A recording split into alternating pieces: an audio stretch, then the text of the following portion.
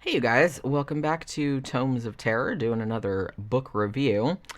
So, anybody that's been watching these, anybody that's been around here for any length of time, knows that I'm a pretty big fan of Grady Hendrix. So I've actually read and reviewed, not all of his books, but like a good handful of them. I did the Southern Book Club's Guide to Slaying Vampires, My Best Friend's Exorcism, and Horror Store, like so far.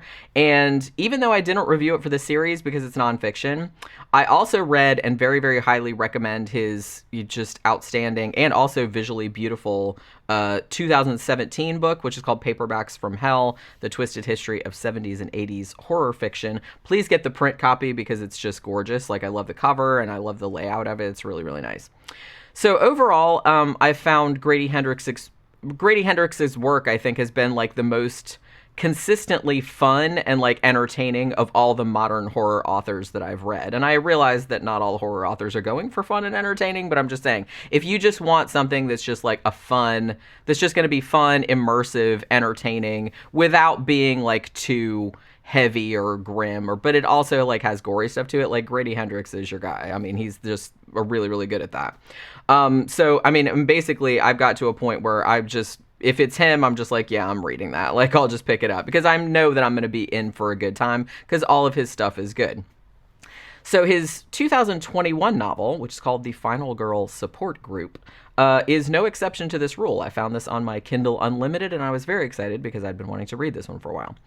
Now, I kind of went into it, and like I said, I didn't read anything about it other than just the tiny little sentence blurb, like at the beginning. So I kind of like went into it, I think, expecting more of a slasher type narrative, which you would, given the title. But I have to say that the story actually like surprised me with how intricately constructed it was, like a kind of like a takeoff of the slasher thing. Now, like most of his other work, it's pretty high concept and it features like some cool mixed media elements, like, because, like Horror Store was, looked like an IKEA catalog and stuff like that. This one actually has, I read the ebook, but if you have the print one, I'm sure it like looks a lot better, but they did kind of do it a little bit on the ebook, but it has like little inner insertions of like supposedly real excerpts from research papers, like police interviews, magazine articles, stuff like that look like they're kind of like clipped to the page or whatever. But I have to say that that's cool, but it's like the real meat of this story is sort of, I guess, the evolving mindset of the main character, who kind of grows more complex as the story goes on. Now, I actually read that this book has been optioned for a TV series. I don't know if it's ever gonna, get made or not, because they option a lot of things and never make them. And I am like kind of cautiously excited about that because I think this would actually make a good series. Now, I did see, if you saw, I did a review of the film adaptation of Grady Hendrix's 2016 novel, My Best Friend's Exorcism. I didn't love that movie. I thought it was trying too hard to go the PG-13 route and kind of pulled its punches somewhat. But it was a pretty solid little movie overall that, pretty like partially captured the spirit of the novel. So I'm hoping that whoever does Final Girl Support Group, if they ever get to it, like the TV series, I think it'll be good. It has the potential to be like really good because this is a very cinematic concept. Also, as an aside, I also love this little bit of trivia that I discovered. So the audiobook version of the Final Girl Support Group was narrated by none other than Adrienne King, the final girl from the first Friday the 13th movie. And that was like a whole meta synergy that I love geeky shit like that. It's just like, it just warmed the cockles of my little horror nerdy heart. It really did. So the whole conceit of the Final Girl Support Group is that all of those iconic horror slasher movies that we know and love, Texas Chainsaw Massacre, My Bloody Valentine, Silent Night, Deadly Night, Silent Night, Deadly Night, I meant to say, Nightmare on Elm Street, Scream, Friday the 13th, were essentially all based on true stories. Although their titles aren't mentioned outright in the novel's universe, and it's actually not clear if those specific movies exist because all of the titles have been changed, even though it's very obvious, like within the novel, like what movie is being referred to. Like, The events of 1984, the 1984 movie Silent Night, Deadly Night, for example, are kind of repurposed as the backstory of the main character, and the movie made about her in the novel is actually called Sleigh Bells, but it's obviously that movie that he's talking about. It's also mentioned that one final girl whose backstory is based on the events of Scream had a series of movies made about her case that was called Stab, which of course calls back to the movie within the movie. Like, you know, in the movie Scream, you know, they had a movie made about them, and the movie series was called Stab. So that was like so it's like meta on top of meta. Also, I have to say that all the characters in the novel are named after the actors who portrayed the final girls in the movies that the backstory is referred to. So like I said, it's meta upon meta upon meta. So there's like a ton of other more obscure slashers that are referenced like throughout the story. Like it's other than like all of that stuff like being in there. It's so it's a lot of fun for horror nerds like me to kind of like go through and like pick out all the Easter eggs and like try to figure out like what movie he's talking about and stuff like that. I mean, all that's fun and everything like that, but the book is not just like an exercise in geekery. I mean, that stuff is just like the delicious garnish on top of the bloody roast, I guess, of the book. But there's more going on than that. So the entire story is told from the first person perspective of a woman named Lynette Tarkington. And she survived the massacre of her entire family back in 1984 in events that, as I previously mentioned, mirrored Silent Night, Deadly Night. There's also a recurring theme, by the way, that most of these final girls had their respective attackers or somebody like related to their attackers, like their brother or something like that, return later and try to kill them again, like try to finish the job. So that would lead to their real life stories having sequels, just like a slasher movie would. So for a while in the novel's universe, following the slasher heyday of the 70s and 80s, all of these women, you know, as well as their attackers, were like celebrities for a long time. But, you know, now it's the modern era, time's moved on, and no one really cares all that much about them anymore. They do have like some hardcore fans and things like that. But mostly, you know, time has moved on. The crimes were so long ago.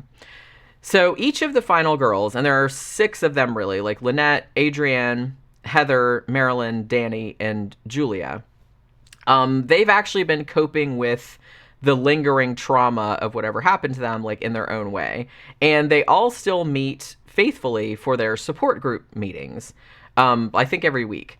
And these meetings are overseen by a sympathetic psychiatrist named Dr. Carol Elliot. And it seems like each of the women is kind of clinging to the group for their own reasons, because they all kind of have their own thing going on. Now, for her part, Lynette, the main character, the POV character, she's kind of chosen to deal with her past by basically like shutting everyone out of her life, like not trusting anybody. The only thing that she has that she cares about is a pepper plant that she basically like treats like a person, which actually is funny because the plant actually becomes like his own character, like as the story goes on. The plant's name is actually Fine, which is short for final plant, because she had like some plants before and they died, and this is the one that she's had for the longest. And she kind of like talks to him and like in her head, and you know, thinks that he's talking back to her and stuff like that. Another thing that she's done is she has become completely and obsessively aware of her surroundings at all times, in order to keep herself safe. She's like obsessed with being safe, you know what I mean?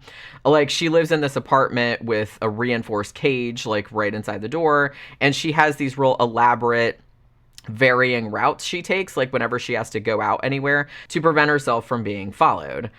She doesn't have any social media. Like she has all these backup plans, like plan A, plan B, plan C, like some of them which involve like a car that, like an unregistered car that nobody knows about, and it's filled up with cash and guns and stuff like that she's stashed in some parking garage that she thinks nobody knows about, and all this other stuff.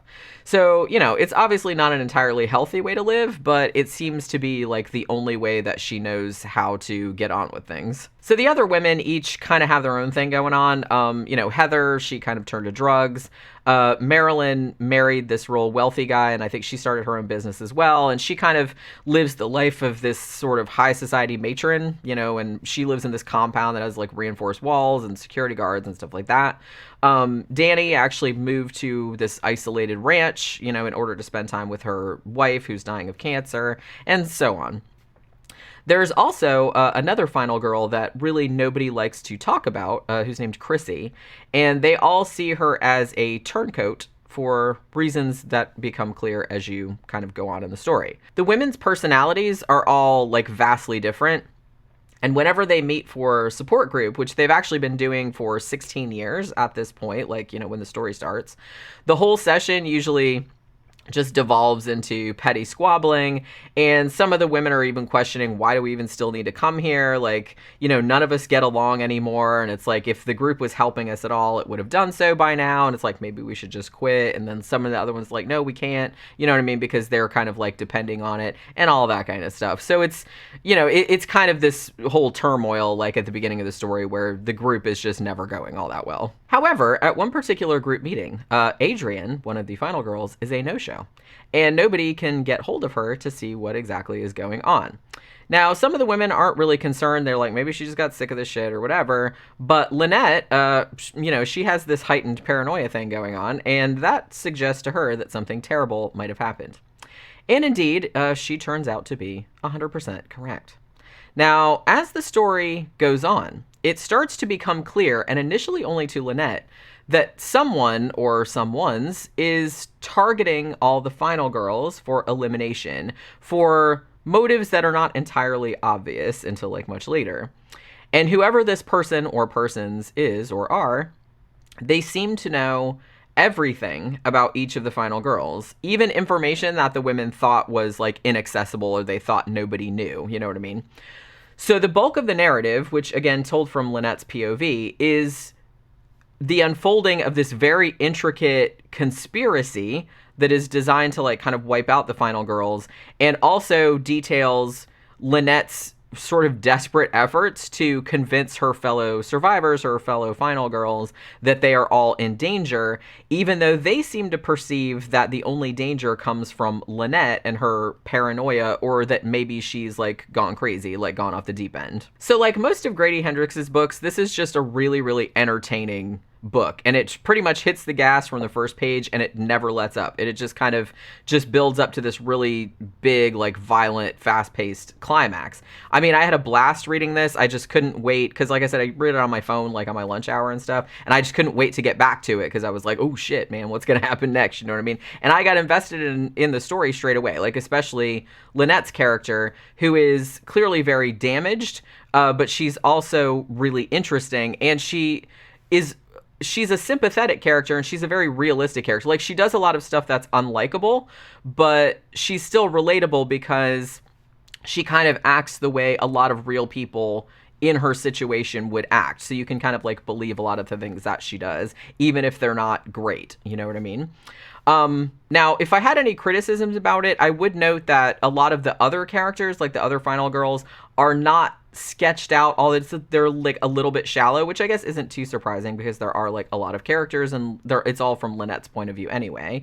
And I will say that some of the third act twists, because there are a lot of them, I think they kind of came and went a little too quickly for me to get a good handle on them. Like, I had to kind of like catch up, you know what I mean? But other than that, I kind of feel like, I think this book was just as fun as like all of his other ones. Now, I will say that even though slashers aren't really my favorite horror subgenre, but this one, it basically just took the concept of a slasher and it kind of deepened it or expanded it, because it focuses more on not so much the slasher aspect, like a slasher movie aspect, but it focuses more on what would happen in the aftermath and what effect the trauma would have, like on the survivors of these horrific crimes, you know, where it's like you saw all of your friends massacred at the summer camp or whatever, like what would happen to those women afterward, like after everything had died down. So I thought that was like a really cool thing to explore. And also the fact that they had like some measure of celebrity too. So that was kind of interesting. But the thing about it, it's like, so it does all that, but then it's also kind of a slasher in its own right, because the final girls are kind of getting hunted down one by one, not in a classic slasher fashion, but still kind of like in a murder mystery kind of fashion. So I will say it's this kind of smart, I don't want to go so far as to say satire. It's not exactly a satire, but it's kind of satirical. And it also serves as like a really good example of the thing that it's kind of satirizing, if that makes any sense. So if you liked Grady Hendrix's other stuff, I can't imagine why you wouldn't like this one as well. Now, I will say I still think that my best friend's Exorcism is my favorite book of his out of all the ones that I've read so far.